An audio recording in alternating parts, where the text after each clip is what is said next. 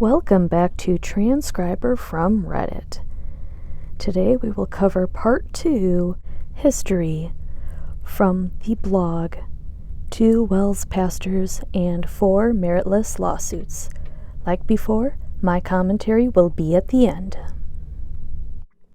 First section, History. According to Jonathan Donan's wife, Mara, Pastor Skorzuski said numerous sexually inappropriate things to her over the course of months, and on at least one occasion, Pastor Glendy also joined in with this disgusting behavior. Parentheses, at the time, Mara was a member of the Core, a WELS church, and also Pastor Skorzuski's executive assistant, end parentheses. After a long ordeal involving the circuit pastor, district president, and even the synod president, Pastor Skorzuski finally resigned.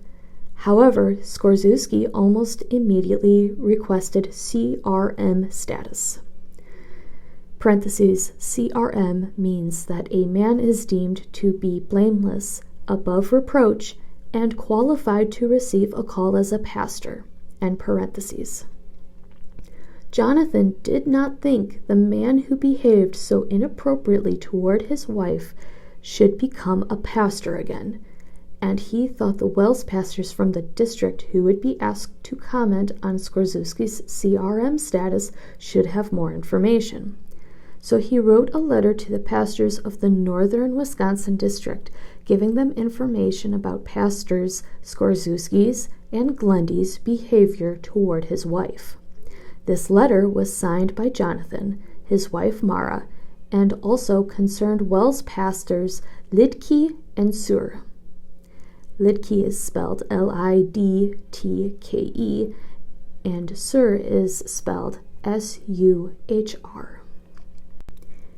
Having received comments regarding Skorzuski's potential CRM status from other WELS pastors, District President Engelbrecht, spelled Engelbrecht,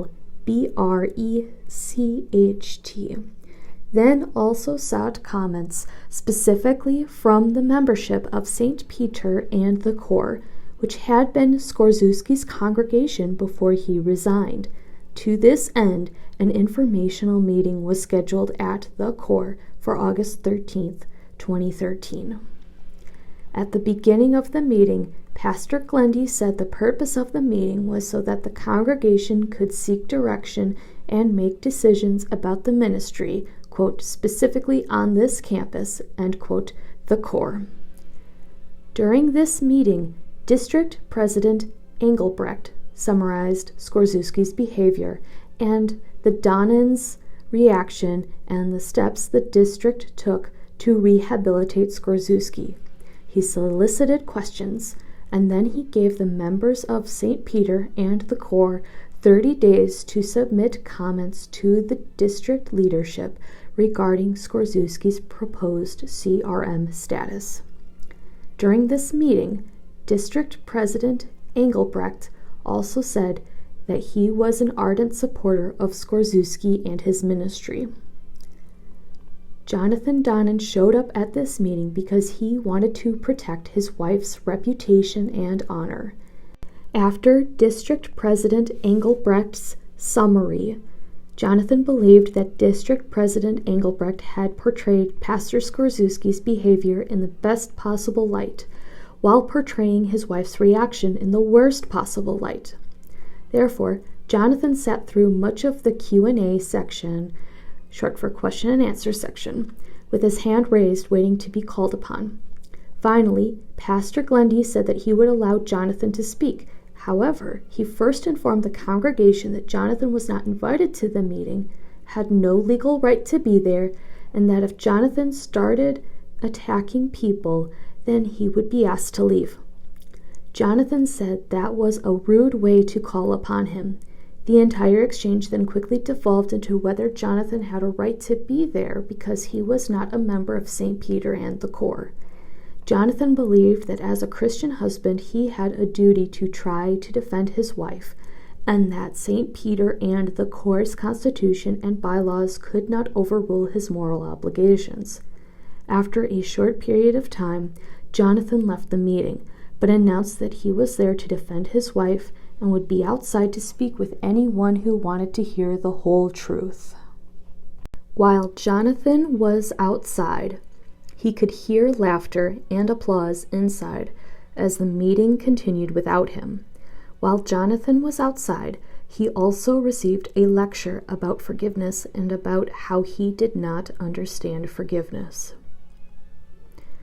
A few days later, Pastors Glendy and Skorzuski and 2 church staff members filed 4 almost identical lawsuits against Jonathan Donnan. They asked the Outagamie County Family Court to issue 4 restraining orders telling Jonathan to not write any more letters to WELS pastors about Glendy or Skorzuski, to not show up at any future meetings at St. Peter and the Corps where they would be discussing personnel issues, and to have no further contact with St. Peter and the Corps or its staff. Pastor Glendy's case was heard first. Pastor Glendy spent about 2 hours presenting his case. He himself testified extensively along with 2 laymen from his church. And that's the end of this section. Next section is titled Legal Issues. Now it's time for me to comment on what I just read. Going back to the first paragraph, where it says, according to Donnan's wife, Mara, Pastor Ski said numerous sexually inappropriate things to her over the course of months. It reminds me a lot, or at least it seems to me that there's a lot of parallels between that and Jane's story. See previous transcription of Jane's story from the subreddit X Lutheran. I will include the link in the description below. Apparently, Pastor Glendy joined in on Ski's behavior. Again, it seems to coincide with the details shared in Jane's story. It says, long ordeal involving the circuit pastor, district president, and even the synod president. Now, keep in mind that we don't know how long the actual proceedings took to get to the point where Ski resigned. However, according to the full transcription of the court document, which I got a copy of because it is public record, hooray, awesome, Pastor Ski was suspended by the church in January 2013. Now this is where I have to correct my record a little bit. I was in college in 2013. I knew a little bit of what was happening, but I didn't have all the details. I was going to college in a different city at the time. And my parents also didn't have any information for me regarding what was happening with Ski either.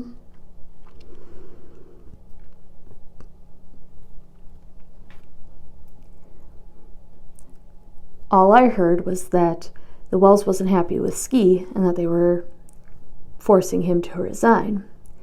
However, if you take a look, if you dig deeper into the court document alone, leaving aside this blog post, as well as another blog that will be referenced later on called Ichabod, the Glory Has Departed, you see that that isn't the case.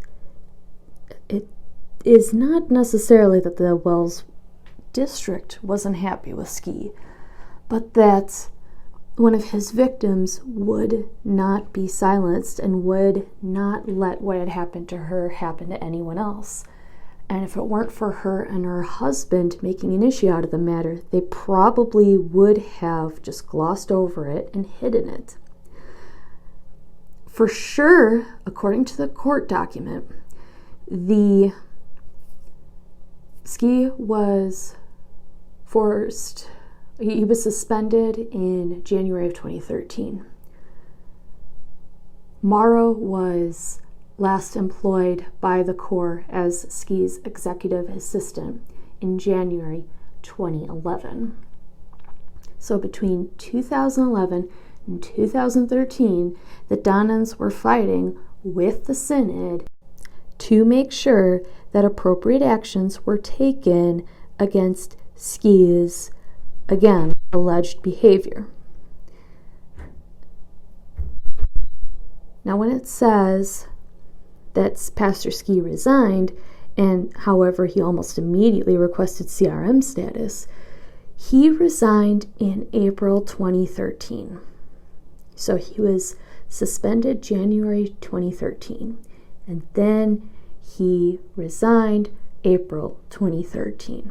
Then he requested CRM status in May 2013. It looks absolutely suspicious to anyone, regardless of denomination, that a pastor who was accused of something, who was finally, after 2 years after the alleged behavior happened, was suspended and then resigned. 1 month after he resigned, he applies for CRM status. Remember, CRM means that a man is deemed to be blameless, above reproach, and qualified to receive a call as a pastor. It was only 1 month between his resignation and when he applied for his CRM status. That is not enough of a time frame to truly demonstrate any amount of repentance on his part or show that he's made meaningful changes in his life. So of course the Donans are going to be extremely upset when they found out that he's submitted this request for getting his CRM status, because what if he moves to another congregation, and what if something similar happens in that other congregation?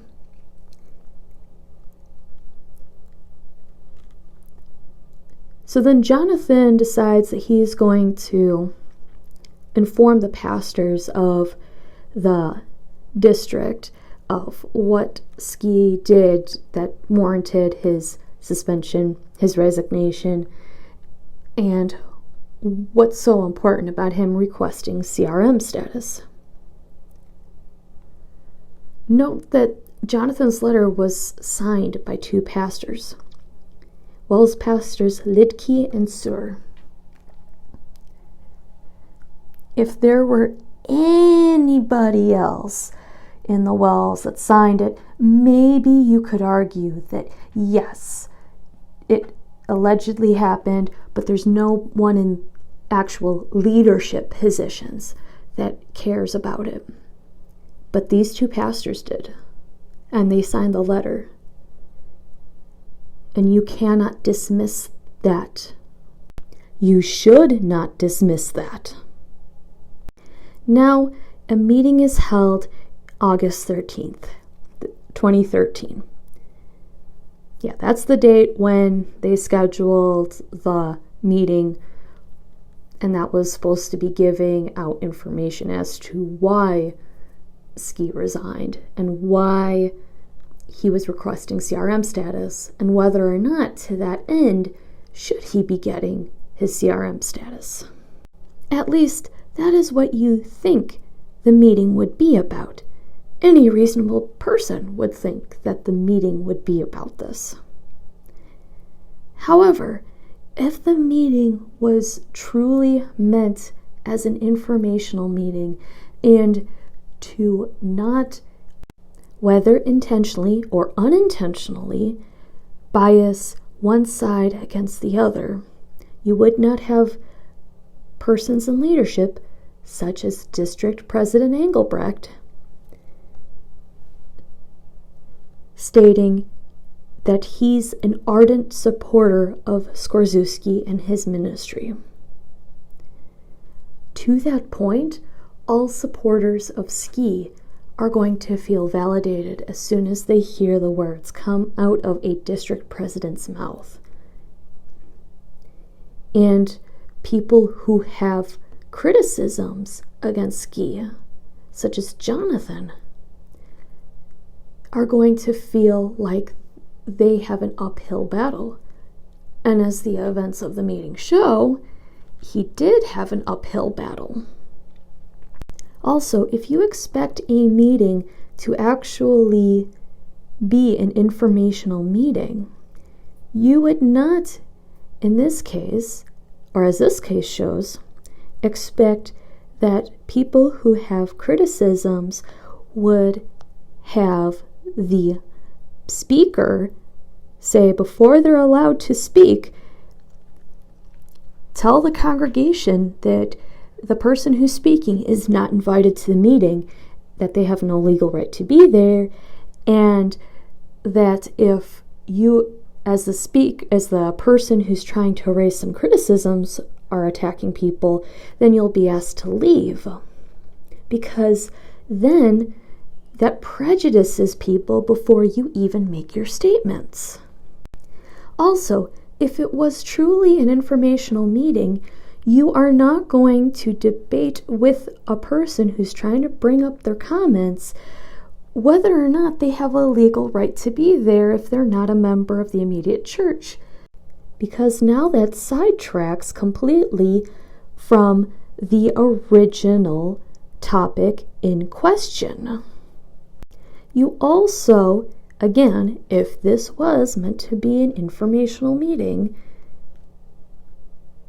don't have laughter and applause inside the meeting while you're sending someone outside to talk to very ardent critics of the person who the meeting is being held in question of.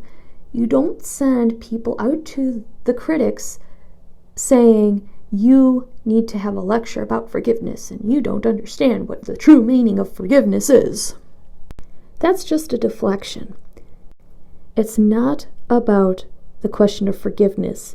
It's whether or not pastors are going to be held accountable or more accountable for their actions because of the amount of responsibility and power that they hold over their congregants and other WELS members. And speaking of power, the fact that Pastors Glendy and Ski and 2 church staff members filed 4 almost identical lawsuits against another WELS member just for speaking his mind and raising criticisms about Ski having essentially a positive PR meeting in his favor. They were allowed to go ahead with this, and as far as I know, they have not received any rebuke from the other leaders of the WELS for their actions.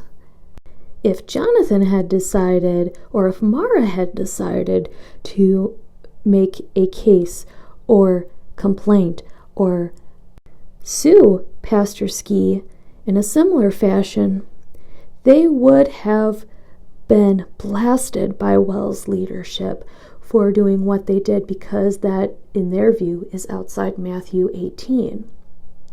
However, 2 WELS pastors and 2 church staffers can file 4 almost identical lawsuits against another WELS member, and they get away with it. At least within the church setting. Thankfully, not the legal setting, which I will comment on in the next one. And that's it for today's video. Please like, subscribe, share, leave a comment down below, and I'll see you in the next one. Thank you.